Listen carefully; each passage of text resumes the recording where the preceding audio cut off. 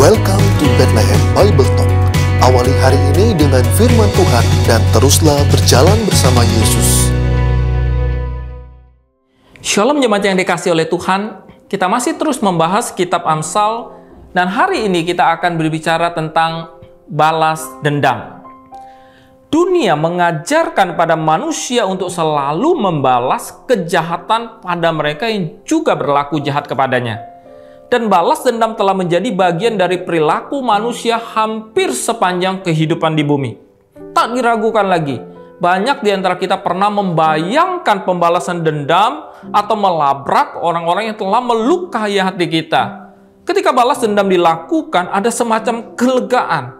Ketika kita membalas dendam terhadap seseorang yang bersalah pada kita, mungkin rasanya hati ini lebih lega dan senang bisa membalaskan kejahatan mereka yang menganiaya kita. Tetapi jangan harapkan perasaan ini akan bertahan lama, karena balas dendam tidaklah menyelesaikan persoalan hati kita. Dalam Amsal 20 ayat 22 menegaskan, janganlah engkau berkata, aku akan membalas kejahatan. Nantikanlah Tuhan, Ia akan menyelamatkan engkau. Tuhan tidak pernah mengajarkan kita untuk membalas sesuatu yang jahat. Dalam kitab Roma pasal 12 ayat 17-19 dikatakan, janganlah membalas kejahatan dengan kejahatan. Lakukanlah apa yang baik bagi semua orang. Sedapat-dapatnya kalau hal itu bergantung padamu, hiduplah dalam perdamaian dengan semua orang.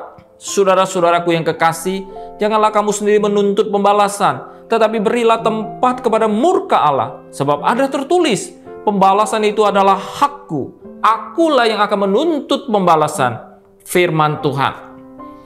Tidak peduli kejahatan yang dilakukan terhadap kita, membalas dendam berarti mengambil otoritas Allah. Kadang kita ini mudah sekali panas dengan apa yang dilakukan orang lain terhadap kita.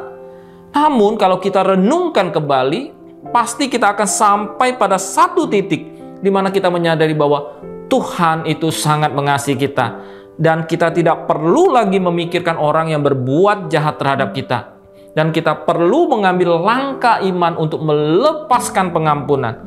Adalah wajar jika kita butuh waktu untuk menyembuhkan luka kita. Sediakan waktu sebanyak mungkin buat proses pemulihan ini. Tuhan sangat mengasihi kita dan Dia pasti akan mengulurkan tangannya buat kita. Siapa musuh Anda hari ini? Apakah ada yang Anda benci? Apakah Anda menyimpan dendam atau pikiran balas dendam terhadap siapapun? Mungkin pasangan Anda, mungkin rekan kerja atau bos di tempat kerja, mungkin tetangga, mungkin anggota gereja. Akuilah dosa Anda kepada Allah dan carilah kesempatan untuk berteman dengan mereka. Perlakukanlah musuh Anda seperti Anda ingin mereka perlakukan Anda, bukan seperti mereka telah memperlakukan Anda. Ini adalah hikmat yang sejati. Ini adalah kekristenan yang sejati. Mohonlah Roh Kudus memenuhi kita dengan kasih dan damai-Nya, sehingga kemarahan dan balas dendam dapat segera berlalu dari pikiran kita. Mohonlah kekuatan dari Allah untuk melepaskan pengampunan. Berdoalah bagi musuh-musuh Anda, dan carilah kesempatan untuk berbuat baik kepada mereka. Ini adalah hikmat dan kehendak Allah. Kita berdoa. Kami memohon Tuhan menjaga hati dan pikiran kami, agar kami tidak membalas kejahatan dengan kejahatan. Tolonglah kami ya Tuhan untuk melepaskan pengampunan kami kepada siapapun yang telah berbuat jahat dan melukai hati kami, agar kami boleh dipenuhi dengan damai sejahtera-Mu, dan kami boleh menjadi anak-anak-Mu yang sejati. Berkati hidup kami, berkati seluruh aktivitas kami sepanjang hari ini. Di dalam nama Tuhan Yesus kami berdoa dan mengucap syukur. Amin. Tuhan memberkati. Demikianlah Bible Talk hari ini. Tuhan Yesus memberkati.